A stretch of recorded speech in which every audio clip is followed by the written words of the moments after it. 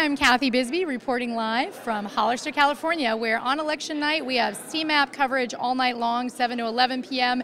And right now we're out talking to candidates, political parties, and people on the street about what's going on in San Benito County.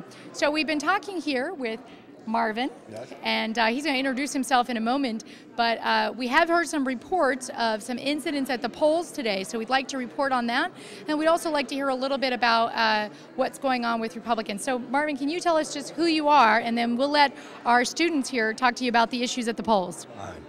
I'm Marvin Jones. I'm chairman of the San Benito County Republican Party.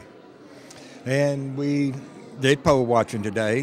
We did voter verification earlier in the week, and that the election office went very smooth, that they handled things properly from our perspective, and that then election day came around. There were some issues about large numbers of absentee ballots being brought into polling places. When we went to interview,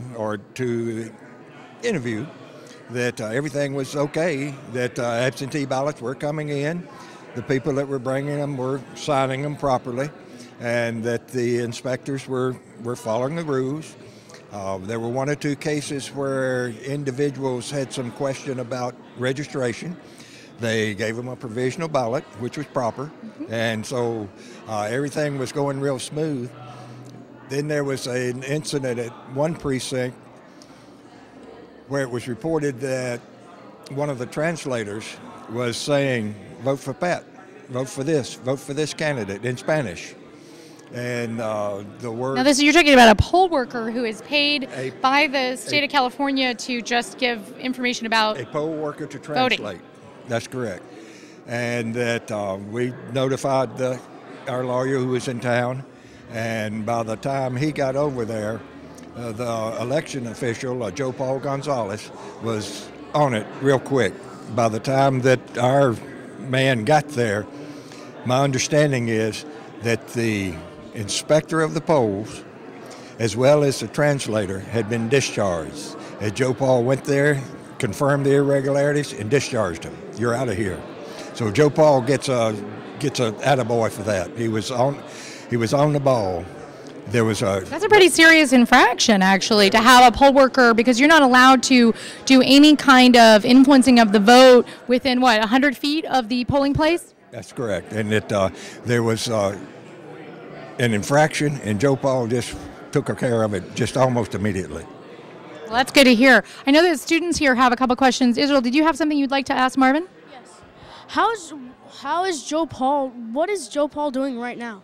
Well, Joe Paul is up at the election office supervising the counting of ballots. As the votes come in from the various precincts, that he is making sure that they get counted. They're up in the courtroom in the courthouse, and he's supervising things, and it's a smooth operation.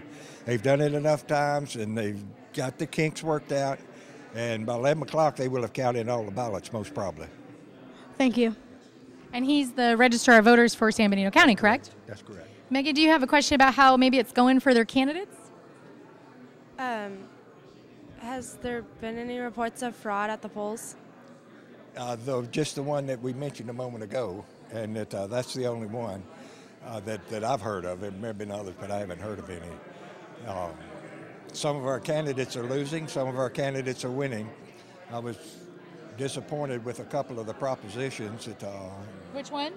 23 was the greenhouse gas one, and 23 was to suspend it until unemployment got down, because it's really impacting our agricultural county. Okay. And that it looks like it is going to fail, which is unfortunate. And the other one that I was a little disappointed in was 25, which is right now is passing, and that will allow the state budget and some taxes to be imposed on us with a 50% margin instead of the 2/3 that Prop 13 requires. So that's for the state budget, right? Primarily for the state budget. Okay. Yes.